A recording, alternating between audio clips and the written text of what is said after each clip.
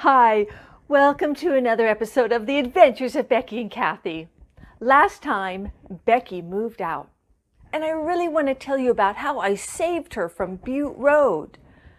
But I must pause first for one more story, because if I don't, from this point on, you may see a picture and say, "Who's that?"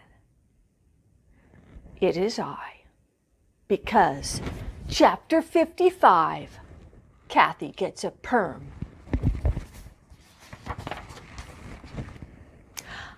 I've often been complimented on two of my physical attributes. Obviously, not the two that men look for. Mine are, first of all, my teeth. You may recall from our first episode that my teeth were quite a mess.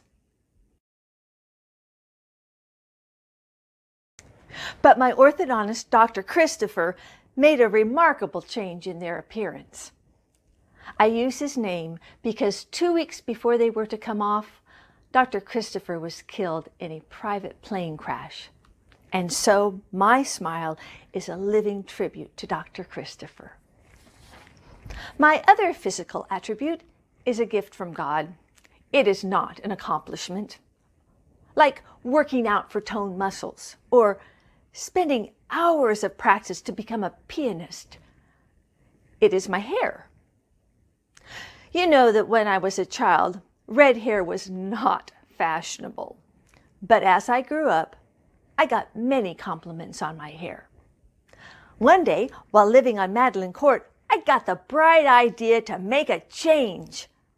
I went to a classy salon in Boulder, Colorado. The man said, "Oh yes, I can do wonders with your beautiful hair. We'll layer it, and we'll put a perm in.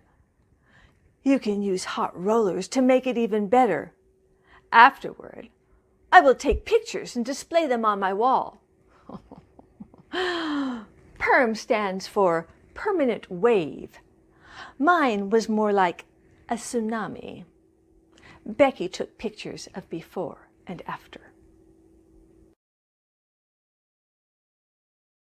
The first time I washed and styled it on my own with hot curlers, I couldn't believe what I saw in the mirror. A young Loretta Lynn, a young Dolly Parton, sans her most famous two physical attributes. It was piled high.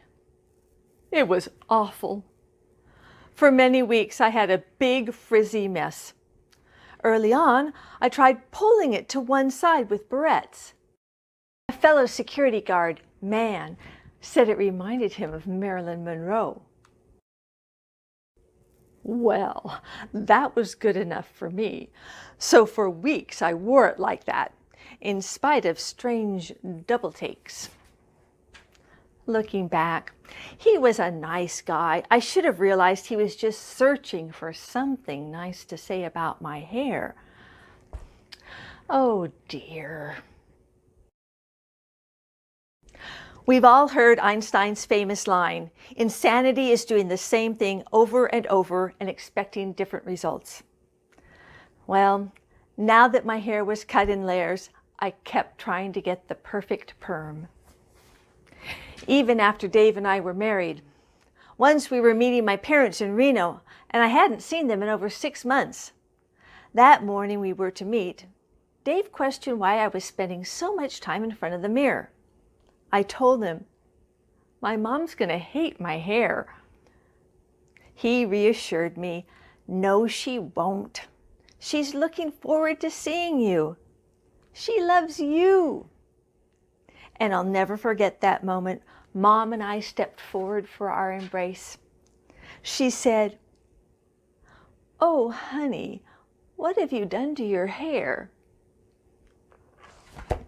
Who could blame her? Who could blame her? The end.